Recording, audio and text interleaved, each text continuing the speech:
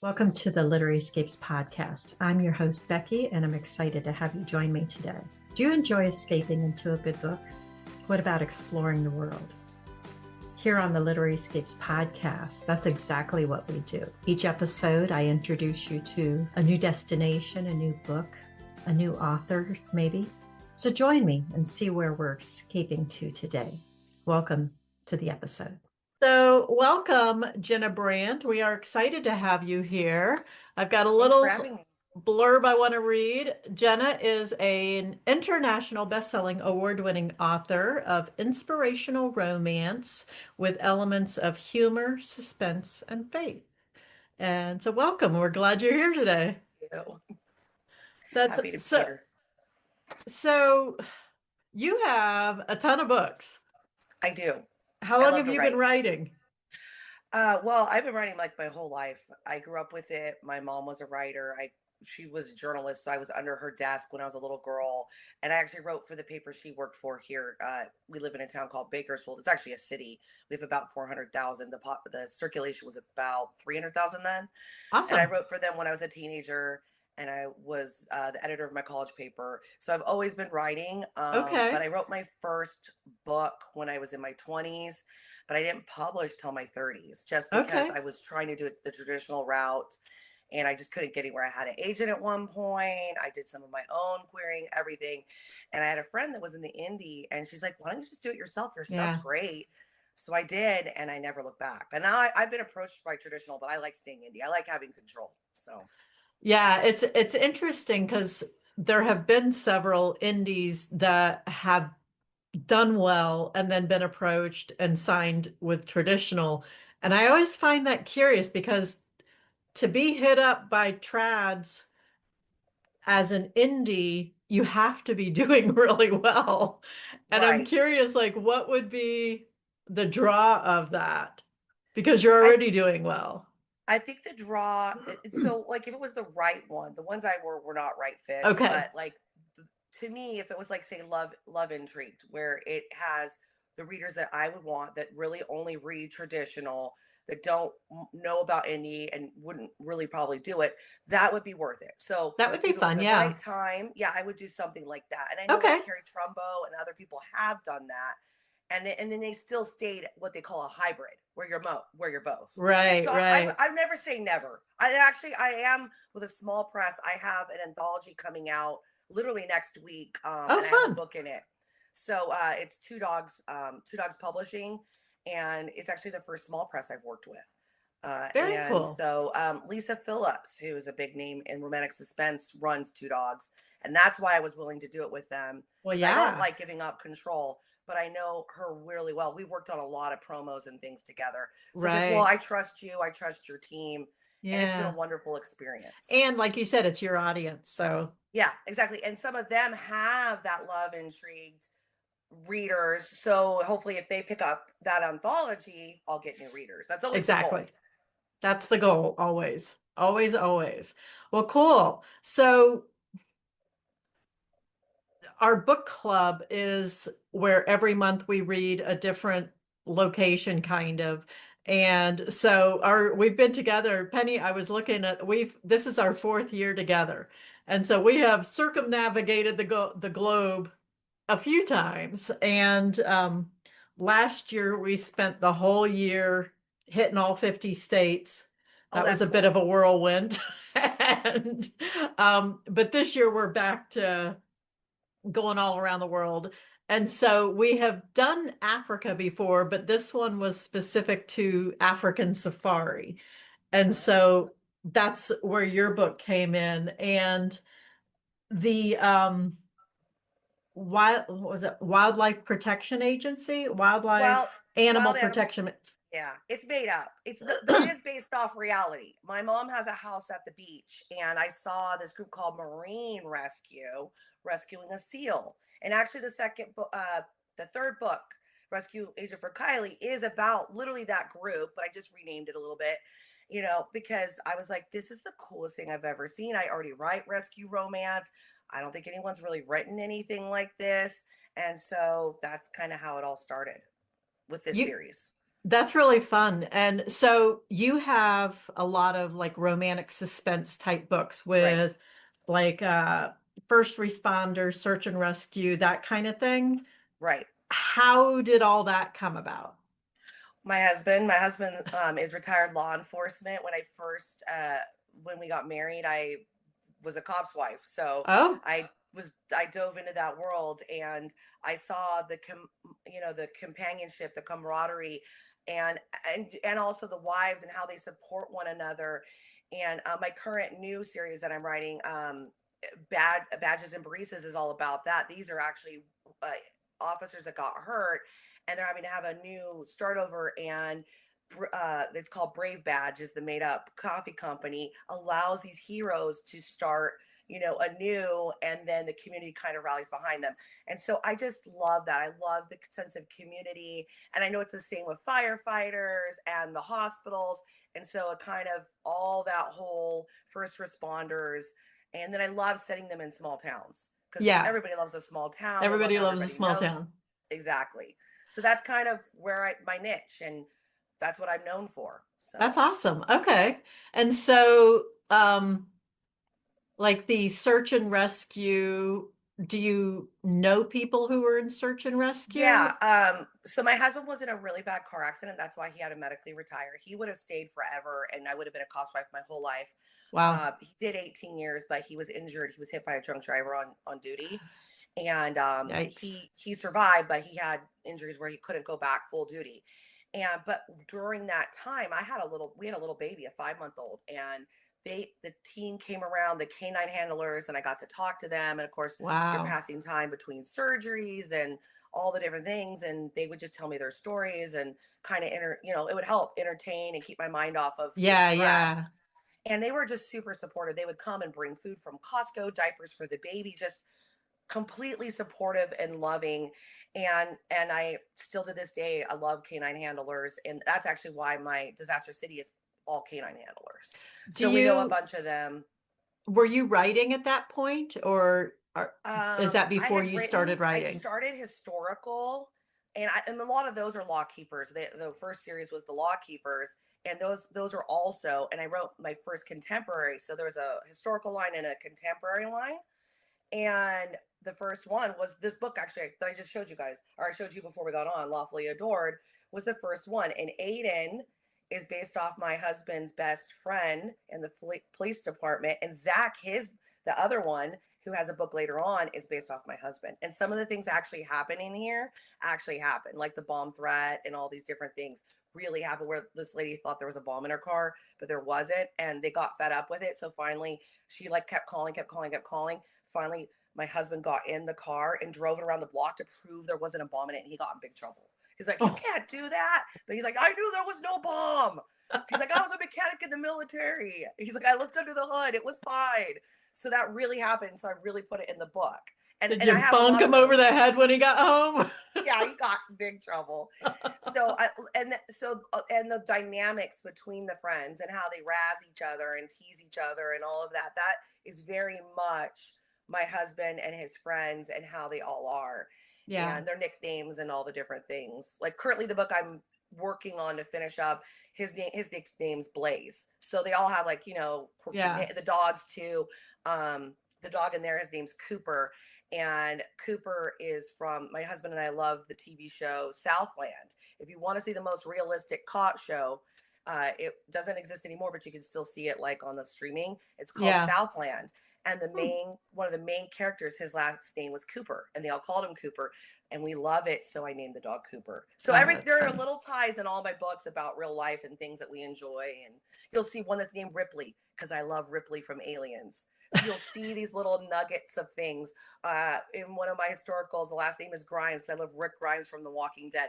I'm a weird person because I really like sci-fi too. And you're like, what? That makes no sense. You write like contemporary romantic suspense. I'm like, yeah, but like, I don't know. I feel like if you look through it, you can see tropes and Right, right. themes and love in all of them. Oh, So that's fun. That's yeah, I think that, we're always told to write what we know right. and what we enjoy because in theory you're going to be doing it for a while. Oh yeah, So I've been since 2017, so like officially published my first one. I've been writing way before that, but Yeah. my first one was May of 2017 that went out, and I had it on Amazon, and it was like the that moment, and so we're coming up on I'm at 8 years, That's so that awesome. yeah, I just hit 8 years, so that's kind of a big deal. And yeah, the industry is changing, but I'm grateful I got in when I did, because it's, I think, harder to get in now, Yeah. and even more so. And I have friends that have fallen away that aren't willing to adapt and change. Hmm. And I'm like, teach me something new. I want to learn it. So Yeah, that's awesome. And so, your new series, it's a cop one, retired cops, or they all, yeah, pretty much. So Badges and Baristas is I have two active, I call them active series that I'm writing in. So Badges and Barista, and First Responders of Faith Valley. And that one's a little bit more heavy on the like Christian elements, the church redemption. Badges and Baristas is more humorous, a little more lighter.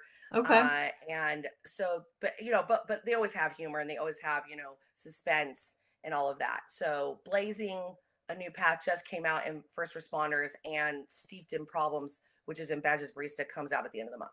Okay. And the anthology comes out next week That's awesome.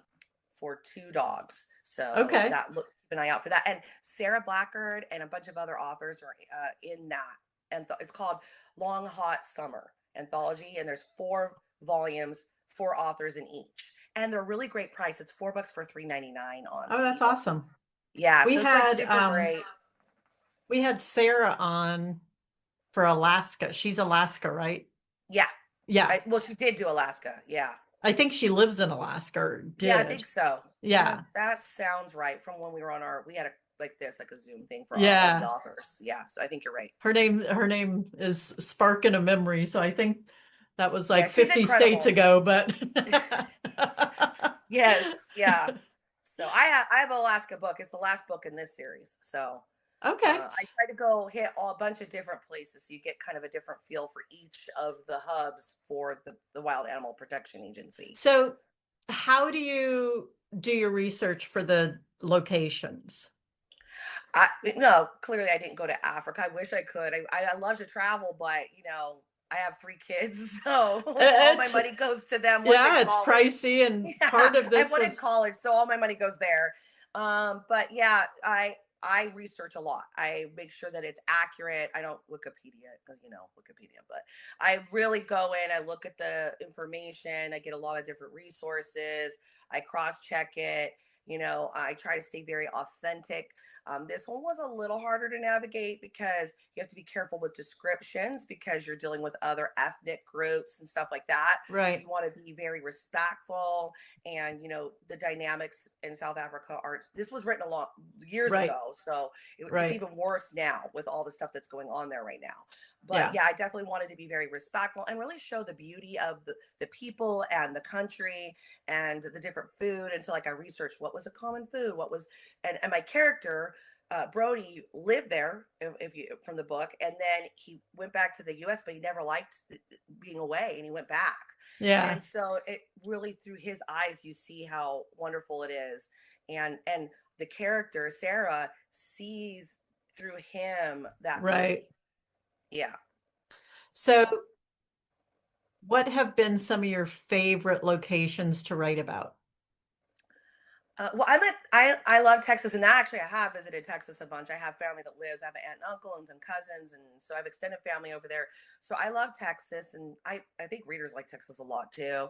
I And think so I so. write a lot in, yeah, a lot of my series are set in Texas. This is probably the only series that was very much mini locations. Yeah. People tend to like them better when they're set in one place and Yeah. everything's there. However, in this one series, the Falco and they move. If you go through the series, they're almost at every single location. Oh, So he and her, they I almost was going to do a Falco and Ferguson series. Someone asked me to do it because they were obsessed with them. They're like, they're the cutest couple. Can you do a series? And in this one, they're just starting, kind of like, oh, maybe there's something there. And then through it gets more and more. And they're at the very end in the last book. Oh, So that's there is fun. some ties. And actually, all the characters are in the very last book, hanging out together on a vacation. Oh, that's fun. So yeah, because I knew it was the last book, so I was like, I'm gonna tie it up. This is a six book series, and Yeah, some books a that go longer. It just family depends on the world. reunion. Yep. Yeah. Readers enjoy So those, so that's fun. yeah. So Awesome. Texas is great. It does real well with small town people, like that southern, kind of southern charm, and it just seems to do really well. But I've written in Alaska, California, all over. But I Nice. try to do really good on the research. Okay. That's fun. So, location wise, where's your favorite place that you have visited? Well, I went up to Wild Deadwood Reads a few years ago and it's up in South Dakota. It was a reader slash author convention conference, Okay. and I really liked South Dakota and Wyoming, but it was so funny because I called my husband on the phone. I lived in California, Nevada, and Hawaii, right? So very warm climates, not super cold, not a lot of snow. And I was like, oh, it was June. So this is important. And I'm like, it's super awesome. It's so beautiful here. And it's so nice. And I think this could be somewhere we could end up retiring. And I was like, honey, you're there in June. It's like really nice in June. And he's like, do you know what the weather is like in the winter? And I'm Not in like, June. Yeah. And I could tell he's Googling and he goes, honey, the average is like 0 degrees. I was like, I'm out. I can't, I cannot survive in snow and 0 degree average, which means it's a little low, like 20 Right. probably at some points. I was like, yeah, that's not happening. And I went to Colorado because my in-laws live in Colorado a couple years ago, and the same thing, like it wasn't even that bad there, but it was snowy and we had to like go to the movies. We're all bundled up, like I can't live like this. So I'm definitely like a West Coast, lower Yeah. West, Southwest Coast kind of girl. I know myself, or I'll be a snowbird, one of those people that live up there And and then then like go come somewhere back else down for to the the rest. warm. Yeah, Yeah. go stay with my kids or something wherever they're at. That's So funny. I grew up in Florida and moved to Colorado. I think it had to have been like in September, maybe time frame. And I was young and, I had a Florida jacket because I lived in Florida. And I'm guessing, similar to like a Southern California jacket, it doesn't do anything in, in yeah. cold weather because we don't get that cold of Yeah, weather. no. A little windbreaker, a hoodie is all we need, right? Exactly. And And that's mostly at night. right. And I got a flat tire. And so I'm on the side of the highway with my Florida jacket, having to pull everything out. And, Oh it my was God. miserable. And I'm like, Yeah. okay, first investment, good jacket. So One of my jobs before I was a full-time author was worked for a contractor for the federal government doing background investigations, and I got sent over for training their hubs in Pennsylvania, and it was the worst blizzard they'd had in 10 years. And I literally, to this day, it was the coldest I've ever been. I honestly thought I was going to die. The moment I walked out of the hotel, my teeth would start chattering. oh, And I even got the gear. I'm like, okay, it's going to be cold when I'm there. And so I yeah. got like the snow coat and the snow boots. Nope, still didn't help. I'm like, I Yeah. don't know how people live here. I just don't think my blood is meant for that. I can't do it. Yeah, So I hear you. Yeah.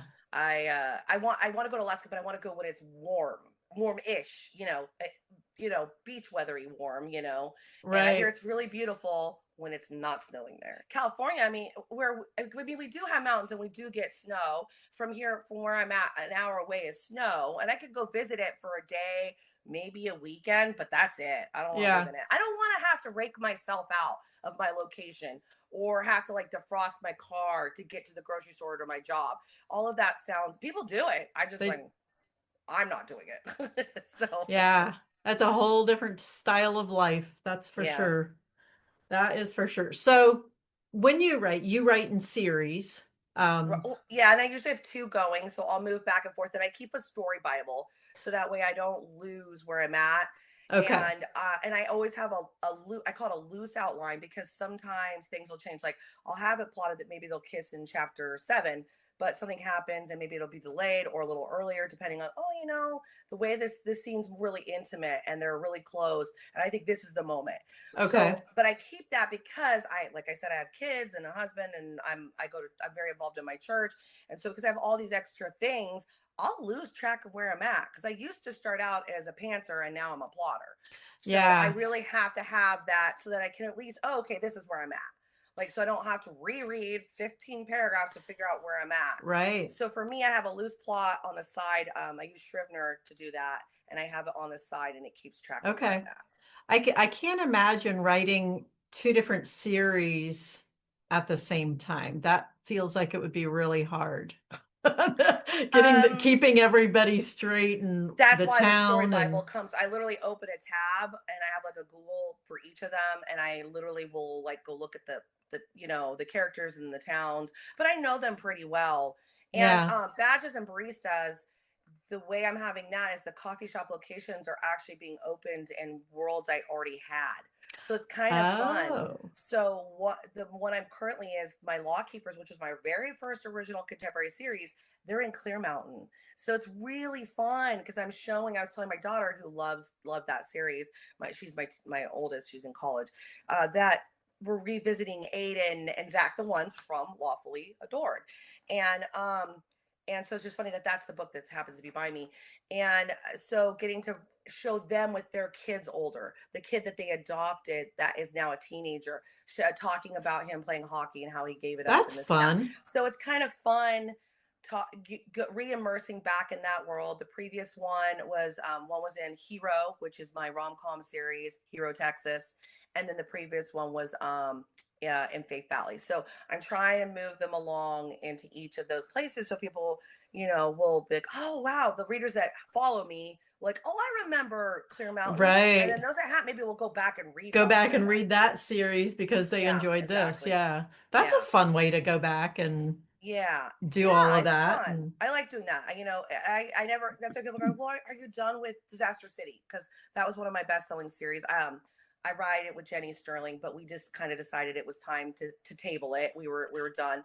But I never say never. I'm like, well, if we want to write some Christmas books, maybe we'll do one in Disaster City. So, we and I had reference it all the time. So we had Jenny on a couple of times, and one of the books we read was, I think, one of the Disaster City ones. yeah, I that again was from travel. I was in Colorado, and we went to the Colorado Science Academy, and they had a video, like a documentary about search and rescue dogs, canine wow. handlers, and they had an academy like that, and I was like, oh my gosh, wouldn't it be wonderful to write about that? And so I went back and I proposed the idea to Jenny and Joe Grafford, who used to be in that world too. And I said, wouldn't it be fun to do this? And we could do it together. And so they're like, yeah. And so we developed the world and we wrote in it, and it was hugely successful. People still love it. I still Yeah, love it. that was a fun one. I enjoyed that. That's so funny. I didn't realize Jenny is my author bestie. We talk I love Jenny. all the She's time. very She's the cool. best. She and Yeah. I were at Wild Deadwood reads together. And we Okay. always try to catch up if we can. I knew that Um, sounded familiar, so that's yeah, really funny. you'll see Okay. us in each other's also bots too all the time. But yeah, we're very, very close. Like I literally have her number. She's in my favorites list on my phone. And when I say like we're friends in real life, our husbands know each other. I call her my author bestie because I have my other bestie in town who's my childhood best friend. But Jenny is she's my work wife, That's for lack of a better term. Yeah, we spitball ideas off of each other. I'll send her a blurb to check, say like, I'm not feeling it. What do you think it's missing? Like we very much um, help each other sound ideas, come up That's with awesome. promos. All if I see a good thing happening and I'm got invited, I'll invite her and I'll tell her, hey, you got to get on board with this, and she'll do the same thing for me. That's So yeah, awesome. Have yeah. fun. It's And we good wrote good in to the have Law those Keepers people. together. We wrote in the Law. I invited her to the Law Keepers, and she joined. We both came out of another series. I won't say it. It defunct. It did not do well. We both left before because they were not managing it right. Because Mm, multi authors can be really great when they're done well, and they can be really bad when they're not done well. yeah. And so I was like, I think I'll do my own, and that way I can make sure it's done right. because I'm pretty good at organizing and planning. And that's why I did the Law Keepers, I did Disaster City, I did several where I invited Yeah. people in and we did it together. April Murdoch, do you know who that is? I don't know. She is amazing. And April and I and Jenny and Kristen Eiton. Do you know who Kristen Eiton is? I recognize the name. She does like Wounded Warrior romance. Okay. Yeah. The four of us did Christmas in Sweet Bloom. And it's really popular. Well, That's most of awesome. us, it was our bestseller series last year, and it's weird because it still sells even now, like in the middle of summer. I don't know why Yeah. people like reading about Christmas. So the four of us do that one. That one is my only current multi-author, although I think we're kind of done. We each did 3 books. I think we're finished with that one for Okay. now. Okay. So That's awesome. How fun. It's funny yeah, because we think of being an author as a very solitary career, which it is. I mean, you write yeah, by yourself, but you also have a community right. that And I is think that's super important. important. Yeah. Yeah. Yeah, I'm really Yeah. good friends with them. Like, and I love catching up with them. I a lot of times go to a conference in Vegas where like Taylor Hart and Jennifer Youngblood and all of them are there, and I got to know them there, and that's actually one of the I think as an author is important for networking, is getting to know them and building those relationships, and then like I said, you'll get invited to a promo, and you'll get to get to like work with them, and it's really cool, and that's actually how I found out about the anthology series was from That is how it that all those works. connections exactly. Yeah. So, Very and I'm cool. probably going to be doing 2 more anthologies with them in 2026. Awesome. So, yeah, I Very nice. think there's going to be a Very, canine handler and a military one. which are right up your alley. Right up my alley. Exactly. That's what they wanted. Yeah, it's like I'm like, oh, these two, these are me. So That's fun. So, who is the favorite character or couple that you've created? Or is that even fair to ask? that's hard. I love them all so much. They're like my children. Probably the OG from like the first in series because you always promote that first in series. So like in Law Keepers, it would be Aiden and Lindsay, and I actually really love their dynamic because she's a social worker, and they end up not right. They can't when they get married can't really have kids, but they both have this little boy that they kind of helped, and they end up adopting him. So that's this really it's a 2 books, That's sweet. Lawfully Yeah. Adored, Lawfully Wedded, and so I really love them. But then I also really love Audrey and Noah, and so from First Responders of Faith Valley, and then of course there's Deanna and Ted from Disaster City, which spawned like what 30 books or 40 books, and that started it all. So I don't know. It's hard because I really love them and I love creating them, and I love my favorite thing, which sounds so weird, but is to give them a wound and through the story heal the wound. Yeah. So my current character in Badges and Barista, he his Tanner Blaze, and actually he's from the Law Keeper series, but he was a very minor character, and I was like, who has not had a relationship that I could pull from there that I could make the hero of this book?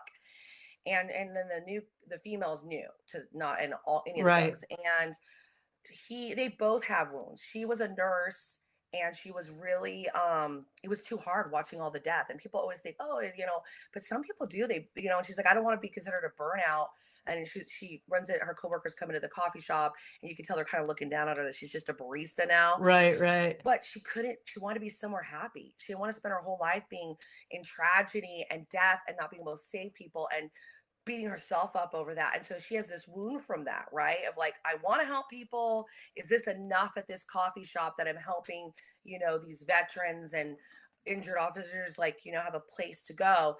And then that's the same thing with Tanner, is that he had a car accident and lost his career as an officer. And so he still wants to be in that world, but he can't. And it's navigating those friendships and them encouraging him that like, this may not be plan A, it may not even be plan B, but God, Right. God, you can make something of this. And so that's the whole thing. I love really giving these wounds these characters have, sometimes physically and sometimes mentally, or a combination Right. thereof, and Right. having them learn from that and overcome it, and even maybe love that part of themselves, that broken piece that they think is their biggest problem, turns out to be the thing that really helps them connect to other people. Nice. So, and so they get a bond, they bond over that brokenness that they both have. Nice. Yeah. So Do you have, I guess, like a favorite trope that you write? Oh, well, definitely small town, and I usually small town. Let's see. Right now, this one's gonna be fake dating. I like fake dating. You got to be careful. Fake dating, fake marriages. You got to be real, especially clean. And you can go. It's fine if you're in the other Right. realm, but in the clean, sweet market, you got to be real careful that like if they're married, they're not Yeah. be going beyond kissing, and if they're in the same house, that it's clear that they're in different rooms, Right. that kind of thing. So it's fun, but it's harder to navigate. I love second chance. So again, like what I'm currently writing, so probably small town second chance. But then I liked, if you look at my books, they always have different fish out of water, opposites attract. Oh, and the current one's Grumpy Sunshine. I actually really like Grumpy Sunshine, and Grumpy Sunshine's fun. Yeah. I love it because That's one of they're my so favorites to read opposite. as well. Yeah. Yeah, it's fun. So and the current one is Tanner's a grump and she's a sweetie. So and he doesn't like it at first. One thing I like to do, I don't know if it's necessarily a trope, but I guess it maybe could fall as a villain or a bad character, like a character that's like kind of not, but like a playboy or maybe the troublemaker in town who gets that changes, and Okay. then Yeah. they Yeah. like Yeah. it's yeah, they get the love story and you kind of like, oh wait, that person was kind of annoying, but now I kind of like them, and like, wait, what's going on here? Why is a reader of mine shifting my views on this person? And I do that a lot because I was thinking about that. I'm like, Clayton was one of my favorite characters to write. He's a little snarky booty butt in the first several books, but then when he gets his story, he starts to change, and you see all his wounds coming out about the brother that half brother that everyone talks about that he doesn't want in their lives from this other family. And so I like taking that. And I had a girl, Manny was a nurse in one series, and she was causing problems in the hospital, and she leaves to start over, and her trouble follows her from the previous place, but she's trying to redeem herself, and it's her story. And I didn't like Manny much in the book she was originally in, but through her book I really liked her. So It's I feel like if I could convince myself, I hopefully could convince other people. it's funny when you can write a character that you really don't like. Yeah, and then make them likable. That's the key because that's really Yeah. hard, And you know.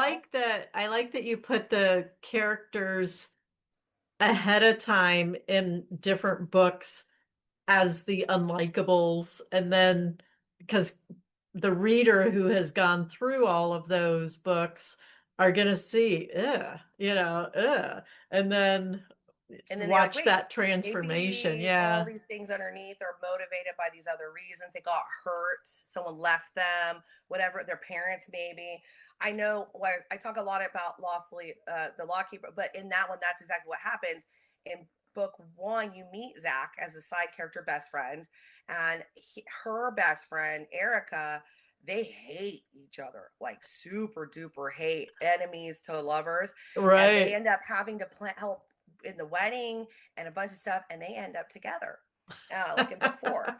And so, but just like you would never think those two would ever end up together because they were like water and oil. But it's like sometimes when you just flip it the Sometimes. other way, it's like magnets. I And always that love is that how line it from The works Cutting sometimes in Edge. real life, which is fun. Yeah, So, yeah. yeah. So, She says that in The Cutting Edge that she goes, we're like they push and they push and they push and then you just flip, and then suddenly they're attracted. And I love that line. So that's funny. What makes, in your opinion, a good couple, or, what makes them work together? Because you have all kinds of characters, male and female, but what makes them right as a couple? I think like what we went back to, seeing the flaws in the other person and not loving them because like despite them, but loving that part about them. The things that maybe they're embarrassed about or they're even ashamed of, um, and loving them like that. Like my husband, he's a very stubborn guy, and that can be really, really difficult. He's Italian, super Italian, super stubborn, and that can be very hard for me to deal with sometimes, but also it makes him a very loyal husband, a very loyal father, a very loyal member of our church. And so I love him because of that, not despite of it. And I Yeah, think that I try to carry that into my characters, that because we all make mistakes, we all have flaws, none of us are perfect. for sure. And if you know anything and take anything from Christianity, is that God loves us. He put those flaws, in our lives, or cause them to come out in our lives. And because of that, I want my characters to have that. I don't like perfect. I do not like cookie cutter perfect. I'm like Right. Nicole. I want a little tension there. A little like Exactly. things aren't great. So yeah, I'm not, and I don't Exactly. really like insta love either. I'm not, there might be attraction. They might think, oh, that person's good looking, or they have like the meet cute where they bump into each other and there's like a spark, but it's never, can't think of I've ever done an insta love because I just don't know if I I could don't ever like read those that. unless they have like some sort of history where they've met before or Yes. like childhood and then haven't I seen had each like other I've in had a 30 best years or friends and they were separated yeah. and they're back together. And then I had one where they had a relationship but he ended it badly and they Oof. end up on the same island situation. And so yeah, I do that. I think that's different though, because they have a background. I'm talking straight up like we've never met before and suddenly we're in love. I Right. mean, I guess people say that happens. I mean, it does because Dustin's best friend, they met at a Tijuana bar of all places, and they were married a month later, and they've been married like 30 years. That's So, and awesome. only each other. So It I'm like, does I guess it does happen. happen, As a but reader, I I don't just, like reading it yeah, I don't think I could particularly, write but either. it is fun So, to hear about those stories in real life. But yeah, not right. on the page. I don't particularly enjoy reading it. So that's really funny. And I think people have a hard time feeling like the connection, that it's hard to deepen that kind of connection, I think, Yeah. too. Yeah. So, and I think maybe in other like forms of romance, maybe steamy, it might be better because you're focusing on different things in there. But with clean and sweet Christian Hmm. romance, it's all about the emotional connection of Right. the characters. So insta love kind of almost goes against that. You can't Right. really have that. Yeah. So Yeah. I agree with that. That's interesting. So one of my questions was, have you ever based a character or storyline on real life events? But you talked about my that. whole life, yeah, everything's in there. There's always so many things. Yeah, I love it. So That's yeah. Do run the scenarios, the police procedural stuff by my husband. I'll go, okay. okay, would they enter the house this way? Would they pull their gun now or later? And he'll tell me that does not read right, or that's not how they would react. So, and the other day I was listening, I auto listen before I send it to my editor, because I catch That's a good mistakes way and I'm like, to, that yeah. doesn't make any sense the way that I wrote that. Like in my Yeah. head, I must have thought this. So I'll listen to it. And he was falling asleep listening to my book. And he woke up next morning. I had a dream I was a firefighter because he like must have went in his brain subconsciously. And he That's goes, "It was funny. a really good book, honey." I was like, "Okay, well, whatever, babe." That's really So funny. it is really funny because he was a cop. He was never a firefighter. So, and there is a little rivalry. That's a real thing between cops and firefighters. That's why they have, and in some of my books, especially the first responders of Faith Valley, they have a baseball game and they get into a fight, and that's a real thing. They call it hoses versus guns, and there is a little bit, but they also love each other. Like when they get out on the scene, they Right. have each other's backs. But like It's like, outside of yeah, in a that, there's a little family. bit of Yeah. yeah, Yeah. exactly. And I explore that a lot in that one because one of the brothers leaves being a cop and goes to be a firefighter, and the brothers are mad at him, like Oh. super mad. That's sparking a Oh. romance. Yeah, it's a big old thing. So that was the one that had the fight at the baseball field. Oh, that's So funny. That's funny. So because you have such a large backlist, is there like a particular book that you recommend people to start with, or does it matter in your stories where people start? well, I mean, I think if you take the first in the series from any of them and you read through, the good thing is I write mine as standalone, so you can literally pick a book up from any of my series, and I always introduce the characters and the world, and you really won't have to like, oh man, I missed like book 1 through 3, so I don't know what's going on. I Right. don't like that. I don't Hmm. cliffhang. I don't. I always give it ATA, or at least the couple is established together, and and then sometimes an engagement, very rarely a wedding, but sometimes Right. like if it's maybe a fake marriage and then they show the real marriage at the end. But the marriages do a lot of times the weddings show up in the next book or 3 books later. So and I love Right. using those. Matter of fact, one of mine, Blazing a New Path, Clayton, my troublemaker, the one I was talking about, he's finally getting married, and their wedding gets destroyed by a fire. Ah, So yeah, yeah. well, you So put them through the ringer. I do. I know, like it's like, what is Clayton never gonna get married? So, but yeah, Apparently not yet. I have one reader. Her name's Carol, and she absolutely asked me, "Are they going to get married in the next book?" And I'm like, "Just read. I don't know. I don't plan 4 books Yeah. ahead. I kind of just Yeah. go." So, I That's said so I try funny. my best to show you the characters as they develop in their relationships and them having kids and all that. Because I get it, because you fall in love with characters and you don't want it to just end. So I try really hard to kind of incorporate that. But I guess if you're going to go all the way back, I would probably say Lawfully Adored, because Disaster City spins out of that. So when you get to the Okay. last book of my contemporary Lawkeeper books, Disaster City spins out of that. Ted comes from Clear Mountain. And actually Lawfully Heroic, that one, he goes there to become one of the academy trainers and falls in Nice. love there. And so that's that one. And then Disaster City spins into First Responders of Faith Valley, and First Responders of Faith Valley goes into Hero. So I'm very much, They do kind of roll into each yes, they other. roll into each other. There's Okay. reference to them. I generally at the end of my books will say, if you like this, read this, blah, blah, Yeah. blah. So, but yeah, I would Nice. probably say Lawfully Adored or The Girlfriend Rescue, which is Disaster City's first book. Probably one of Okay. those. Okay. What type of books do you like to read? What are you reading right now? Let me see. Well, I want to read the new Hunger Games, and I'd probably take that along because I have vacation coming up. Because I do like the Hunger Games. I have teenagers. I like to read kind of what they're reading a little bit, and, Yeah. and it just has romance and all that. And so I'll probably take that book with me. But I also just like to read what's currently out in my market. So I have Kindle Unlimited. So I'll probably load my Kindle up with Yeah. several what's out there currently in romantic suspense, and read some of that and kind of get a feel for what's popular right now, because Nice. I like to stay current. So Yeah. but I love anything by Jenny, of course. She's so funny. Yeah. She's She's got way some more great funny stuff. than I am. Yeah, and her characters are so funny. I love the little weird details she gives them, like they eat this certain candy and they're addicted to it. And it's just, I love it. They're very quirky, very Yeah. personable, and very relatable. So I love her stuff. And then of course, like I said, I love Taylor Hart stuff, and Annie, like Carrie Trumbo, Lisa Phillips. So yeah, probably you'd find any and all of their books in Awesome. my book list. So Very good. Well, thank you so much for joining us today. This has been a really fun conversation. I've enjoyed yeah, me learning too. all about your worlds. Well, thank you so much. I appreciate it. Bye, Yeah. everyone.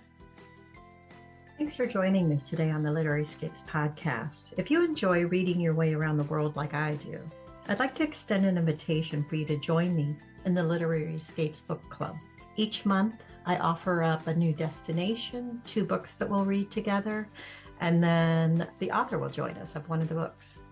So if that is something that sounds exciting to you and you'd like to be in a community that reads together, then check out the show notes. I'll have a link in there for the Literary Escapes Book Club. Until I see you again, have a great week, and I will talk to you again soon. Happy reading.